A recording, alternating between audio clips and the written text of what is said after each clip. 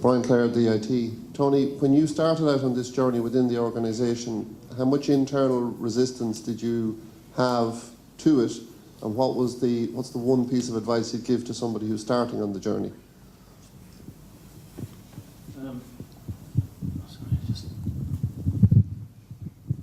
For us, it was how can we be different than the ordinary cut and bend firm? And for me, that was the driving force of what we do every day. We try to be different. We try to excel in innovation, and we try to provide our customers with something different. But internally in the company, I have to say we've got a great team of people. And at the initial stages, it was quite difficult to get them to actually understand the process. But once they saw the process and saw how it worked, eventually, over a period of probably about 12 months, people bought into it, and we were able to communicate the benefits. I think for anybody starting out into BIM in a company, my advice would be that the first thing to do and the main thing to do is communication. The communication and the understanding of what the journey entails and how you go about it and what benefits it'll bring to the company, the key factors that it'll help bring your company to a different place. They're the first things I would do. If I was back again, I would have done out a quick bullet point list, and I'd put it up on the screen and say, here are the key factors of how we will be different if we do this.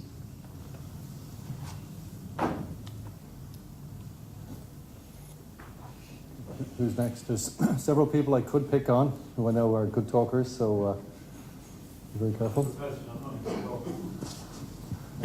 Hi there, Shane Brody, MMA. Stephen, in terms of what you're trying to do with Lexicon, do you not think that maybe marketplaces like BIM Objects or whatever are already doing the same thing but in a privatized way? Or if they're not, why wouldn't they be?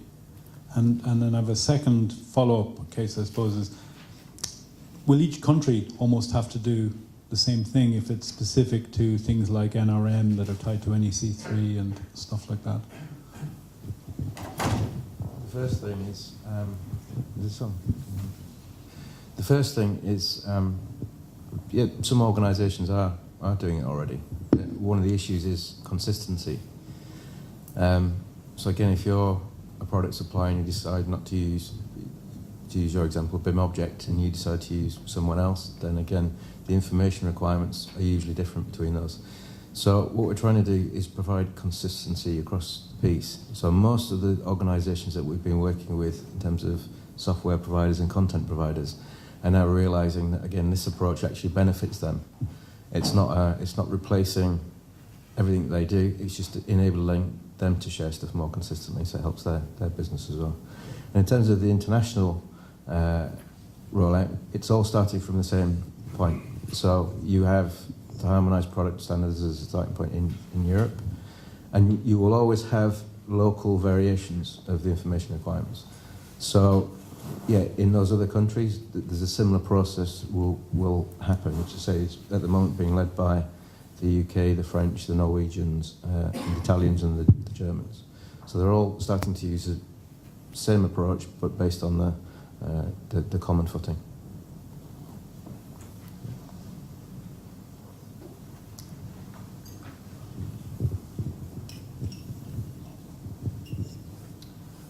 This is for Steve as well. First off, great presentation. Can you give an example of what is different in what you were doing? So what is not in the Building Smart data library that you have identified that needs to be added into the product? So one of the things is it basically comes down to governance. So making sure it's the right terminology that needs to be put in there.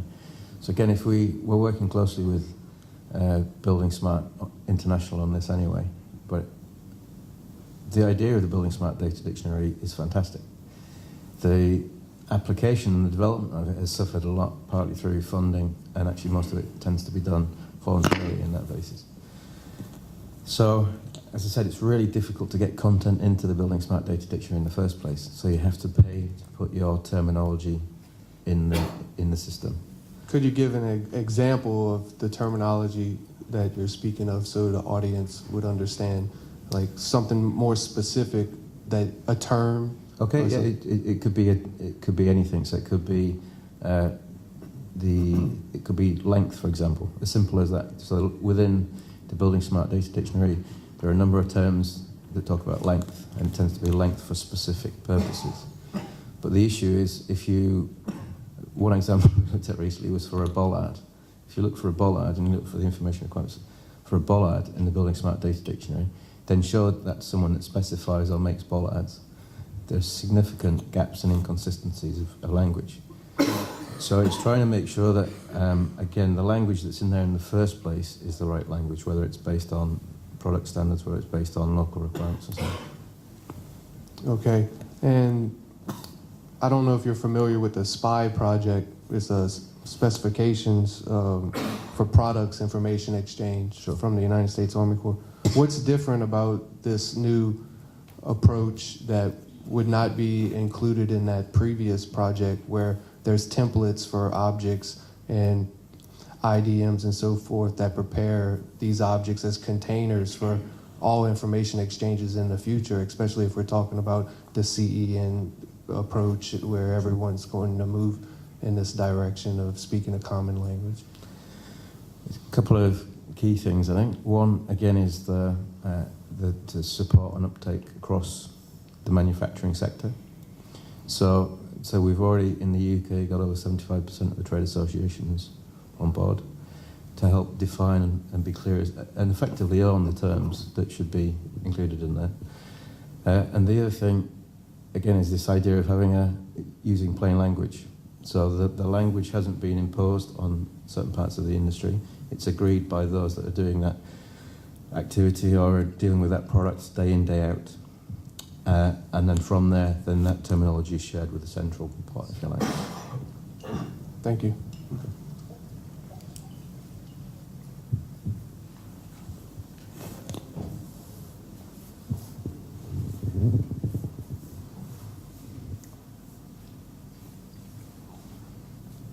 Any more questions? Vincent, I can't believe you're quiet. Follow up from Brian's question towards Tony there. Like it appears to me that we are at the beginning of a journey, and even yourselves in Intel, only a couple of years into it, really, and truth be known. Obviously, the decision and the drivers were identified by Tony there towards the BIM journey. In terms of getting capacity, you obviously hadn't got it. What did you do? Did you employ people directly, or did you outsource that expertise, or how did you physically take the steps? When I started, I actually tried to educate myself first, as being the first driver of how to encourage others in the business to take it on. And when we did our first detailing process, we didn't have detailing in-house, but we were able to subcontract to a firm who were doing 3D detailing. After a short time, we took on board a technical director in the business for BIM, who has extensive experience in engineering, has over 25 years experience in the engineering industry. So in line with Kevin and myself, we both then, in conjunction with Tekla, because Tekla had been a new software that had just been brought into using 3D and reinforcement. It would be known commonly for structural steel, but it would never have been known for reinforcement. They had just embarked on it as a journey for them. So collaboratively between ourselves and Tekla, we educated, most likely educated each other.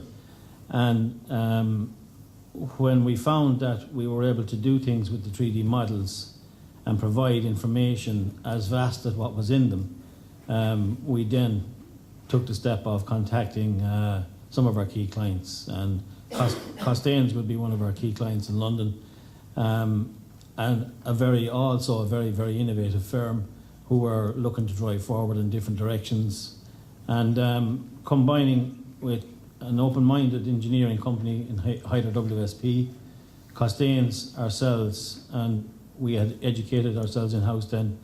We built the team up from there. So it started with that process, but the process is a lengthy process. I mean, if anybody here thinks they're going to get into BIM in 6 months, they're thinking the wrong thing. It's not going to happen.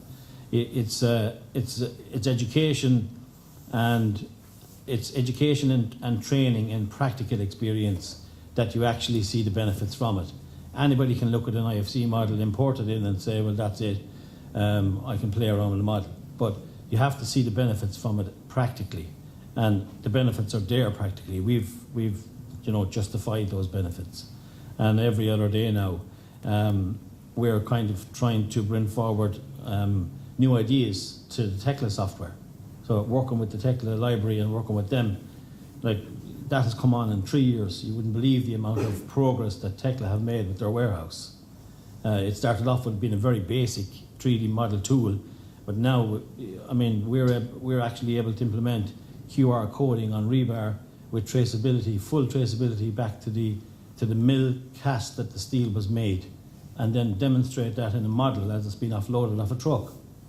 Like 3 years ago, we couldn't do that. So it's an ongoing development process that will be there for hundreds of years ahead. But obviously, the benefits of it are enormous in terms of efficiency and in terms of cost saving and cost assurity. I'm going to encourage this side of the room. I'm going to have to pick somebody over here. Can I just add to that one quickly, though? One of the things I've done in the past that's worked quite well is whenever I've been to different manufacturing businesses or business units or parts of a manufacturing business, it's usually starting by getting away from the preconceptions as to what BIM is. So what I've usually done as a starting point is, so forget what you know about BIM, just think about what information you wish you had to help you do things more effectively. Or where do you have gripes, such as you may think you've de-specified or compared unfairly with other product types and so on. And then you can start to talk about how you can use information management more effectively to answer some of those problems. And when I've used that approach, it's been much more successful than just starting with, yes, of course, it's not 3D modelling. Actually, just to add to that, that's something that we do. We'll go around our project teams, and whether it's the guys out on site or the guys in the site office, and kind of speak to them and find out what things takes them time or what solutions they need, and then whether we can use software, hardware, whatever that may be, to speed up that process for them. For instance, snagging, it probably wouldn't take someone that much quicker than looking at a piece of paper in terms of the snagging, actually physically doing that task on site, but it's all the back end stuff that they save when they go back in the office. I'll give you an example. I worked before on Crossrail. A guy was taking nearly 2.5 hours producing reports back in the site office, where we had to download the photos, put it all into an Excel spreadsheet, all these kind of aspects. But with the products that are out there now, you can produce a report in 5 minutes. So that's that time saved, which you can put a cost to. You multiply that by the number of weeks, by the number of months, by a year, and suddenly that's a massive cost saving and much more productivity to your organisation as well. Yeah, sorry. Just an open question really for the panel. What advice would you give to the producers of building materials in Ireland in respect to BIM? So the people that manufacture bricks and blocks and doors and windows, and what advice would you give them? Or do you feel as if they're already embracing this? And many of the Irish companies will be exporting into UK and internationally, obviously. I think, to be honest, wherever you are, the starting point for me would always be figure out what you're trying to do first of all. So if you just, you don't want to end up investing significantly in BIM or 3D objects until you really start to figure out what the benefits are going to be for you. So when I've done it before, again, across a number of different businesses, we kind of tend to split it into 4 streams. The first of which is strategy. So what are we going to get out of this? Because it isn't just about sharing the 3D models. And then the other bit is making sure that you have the right skills in-house to implement it as well. And that doesn't mean you have 50 people with Revit licenses. It means that people are starting to use the right kind of language. however they interact with someone outside, whether it's sales teams, whether it's technical teams, and so on. And then making sure that, again, you've got a longer-term plan, which will develop over time, of course it will. But you know the kind of direction that you're trying to go now.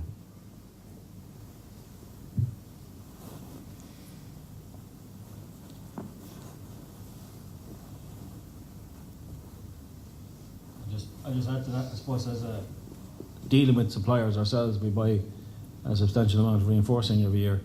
What we have done with our supply chain is brought them and actually done a workshop with them on how it's benefiting them, because there are benefits for them in the long term in terms of becoming a sustainable supply chain, how it can be demonstrated that in tender stage that they are a sustainable supply chain and they have the certifications appropriate accordingly. So on the British Standard side, it has a benefit, and also then on the practical side when they're tendering, so it will help their tender process as they approach the UK market and obviously the Irish market as well for the future. It's a lot easier to do your tender presentation with a 3D model in front of you than it is with a 2D drawing. I'd say that in the next 5 to 6 years, a tender invitation won't be a package of drawings and things. It'll just be a model, a data-rich model. So for the suppliers, you get left behind. Really, that's the point. Get involved in some sort now. At least you're going to be ahead of the game, because that's the way it's going to go. The big design houses and contractors or the developers, they're going to develop a single data-rich model, and that's what you're going to get to price on. So it's kind of just can't not do it. It just has to be done. That's it.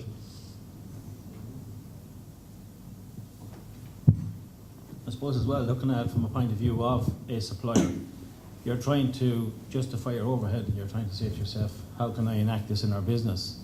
The key thing there would be that you're going to be able to define, when you do a tender, the actual cost control and compliance within that project, right down to a finite art, where before there's a lot of risk built in, you're not sure, you are sure, there's a lot of that going on in terms of tenders previously, where you're doing, when you have a 3D model, you can calculate to a screw in the building what and the quantity and the amount that's going to be in it. So the information that's thrown back from the models is substantial, and it's, as Zutec are clearly demonstrating, you're building your quality procedures as well off and on the basis of that information in the model.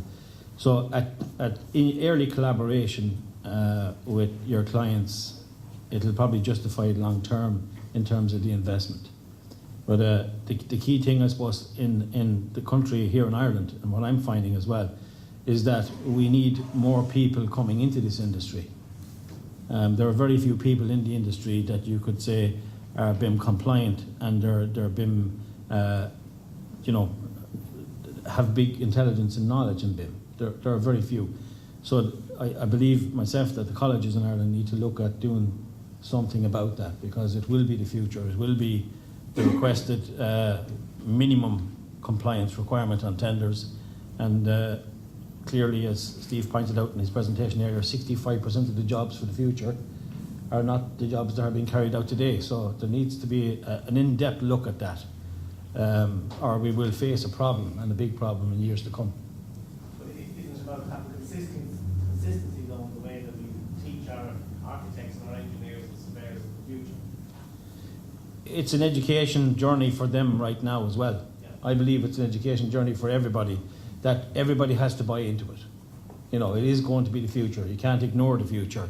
You can't ignore innovation, and you can't ignore requests from your clients. So it is very important that a proper structure is put in place within the country of Ireland and the UK to develop these people, to bring the courses along in college levels, and to have graduates coming out of college into the roles that are going to be requested.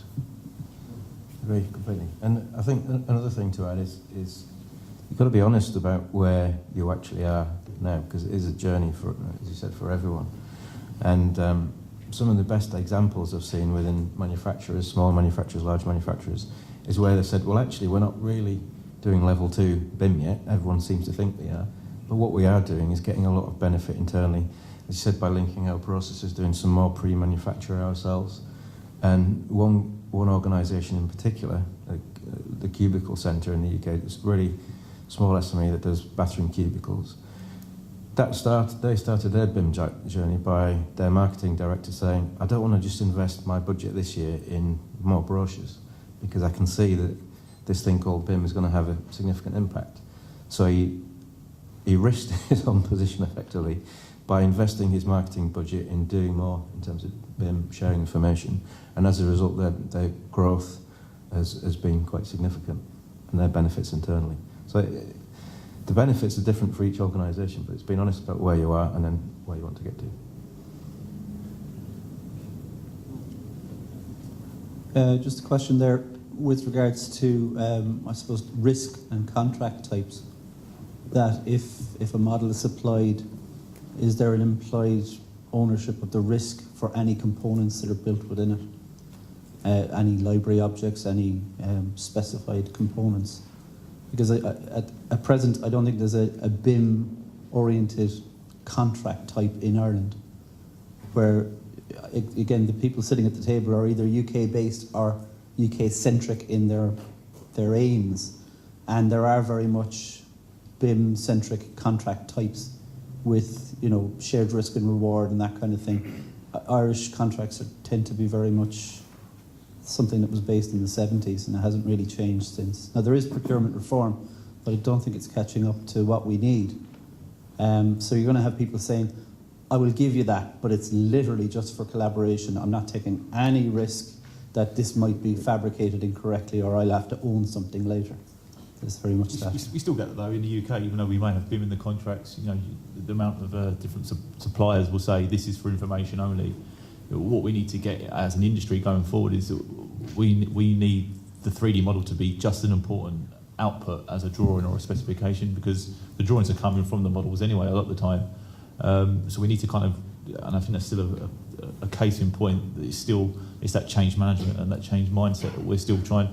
Yes, contractually now contracts are better in that respect, but it's still changing people's thinking to that is just as important an output that needs to be handed back at the end of the job. And when I mean the output, the 3D model needs to replicate to a point what's actually been constructed on site. It shouldn't just be a design model, because when things are installed, so there needs to be, instead of just going back to whoever's the author of the 3D model at the end of the job, instead of them just issuing as-built drawings, you want the 3D model to replicate the as-built condition to a point, because obviously you've got tolerances and the like on structures, but within a kind of within scope of what's actually been built on site, because for all you know, a services could be moved a metre one way, but in the design model that was where it was shown. But in reality, the client wants to have that 3D model to say, if I took that ceiling panel down, is that where that's going to actually be? So, and obviously you've got laser scanning is one form of doing that, but that also can be quite a costly exercise. If you was to take a hospital in point, you can imagine there's a hell of a lot of rooms that you've got a laser scan, you've got to have continuous kind of visits during the construction of the project as well. And that's something that I've been speaking to survey companies of, trying to find a more cheaper solution that we could maybe use, especially for handing over of rooms, because if you had to keep calling out a survey company to keep coming out you'd have to have them based on site and do it every day if you want to get that kind of capture of what's been installed on site. Just to add to that as well, what we found when we started out was we were just using exactly what you said, the model for visualization purposes and how it would work, and there was kind of like a perception of, this is fantastic, we can see all the rebar, we can see everything in it. And we had then the challenge of a project where we sat with the engineer after discussion about design intent, and we were then tasked with actually creating the model to a dimension GA drawing.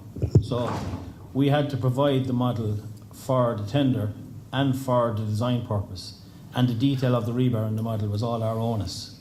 Therefore, we had to take ownership of it. And we were told at very early stages in the collaboration with Costain and Hyder WSP that if this is successful, we will be using your drawings and we will be signing off on a 3D model that will generate the drawings for the project. So we took that on board and we took on the challenge. And throughout the whole process, they would obviously check every model and every drawing that we produced. So the onus of the design that was within the model was on their side, but the detailing within the model was our problem. And at the end of that process, that model was taken, the drawings were produced from it, they were checked by the engineers, and they were signed off. So there is a point in time where it's now coming to a place, and it can be in Ireland, it can be in England, it can be anywhere in the world, that if you involve collaboration early with your engineer and your contractor, and the first thing more or less in on a site is the machine, and then there's concrete and rebar, you actually can use the model that we would generate for the tender right through your process, because it would be a dimension model. It would be an accurate model giving you accurate takeoff, actual costs and actual numbers. I think the other thing that's interesting there is it seems there are very clear purposes for that information, because that's the other thing. You get, a lot of manufacturers get calls just asking for all of your BIM. Can I buy a BIM? Is one of the ones I had before. Or just give me all of your BIM. I'm not quite sure what it is or what information I need, but just give me everything, which is obviously not sensible. Whereas if you're clear as to the reason or the type of information you need or what the purpose of that information is, then again it becomes much clearer.